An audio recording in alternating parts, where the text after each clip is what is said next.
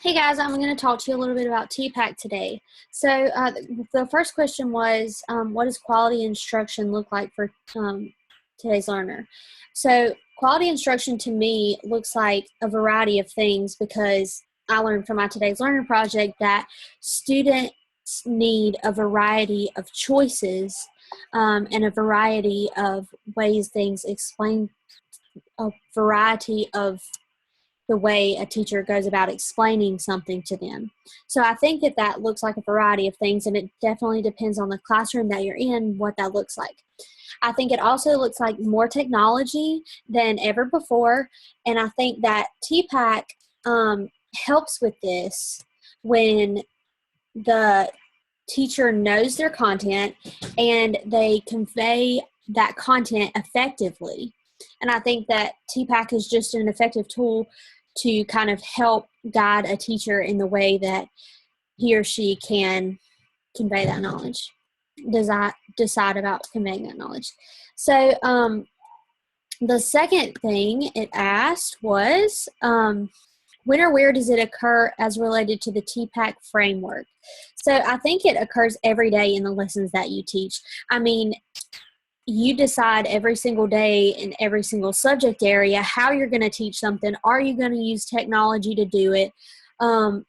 Things like that. So, and do you know your content? I mean, so finding that sweet spot every single day is something that definitely happens, or sometimes unfortunately does not happen in classrooms. And so I think that the Tpack can happen in a classroom every single day. And I think that it's definitely deciding how best to meet your students. And I had never ever heard of this before this time. And so I found it interesting that it said at the heart of Tpack was meeting students' needs.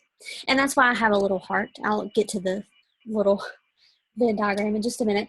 But number 3 goes back and it says, let's see, or where do your instructional practices or the instructional practices of others you support reside within the Tpack framework? So like I said earlier, from our Today's Learner project, I learned that variety and choices are needed for students, and that Tpack helps with that because it can help guide you in a way that says, does this technology go with my pedagogy? Does this content go with my technology?